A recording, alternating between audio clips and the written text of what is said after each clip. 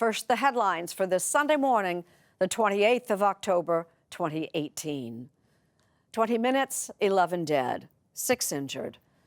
We begin with yet another terrible day of gun violence in America. This time, the attack was at a temple in Pittsburgh.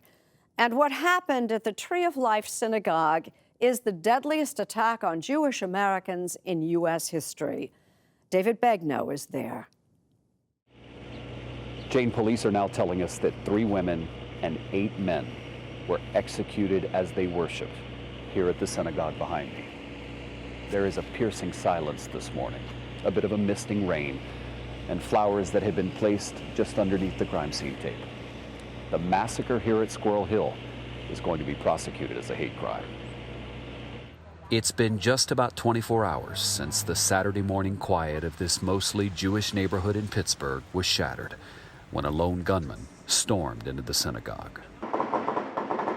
We could hear the shots and we were standing in our living room and we could just hear just rapid fire. Police say the gunman told a SWAT officer that he wanted all Jews to die and that they were committing genocide against his people.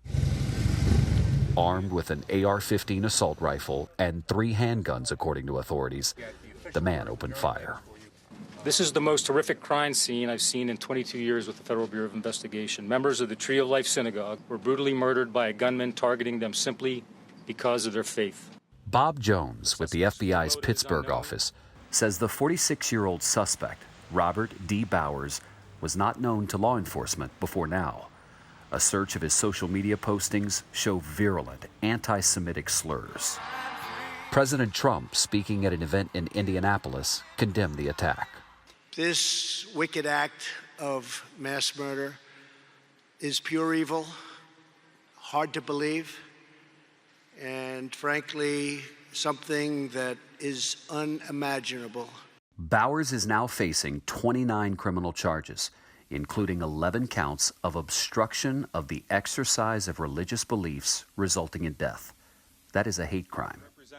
U.S. Attorney Scott Brady. We are dedicating the entire resources of my office to this federal hate crime investigation and prosecution. Justice in this case will be swift and it will be severe.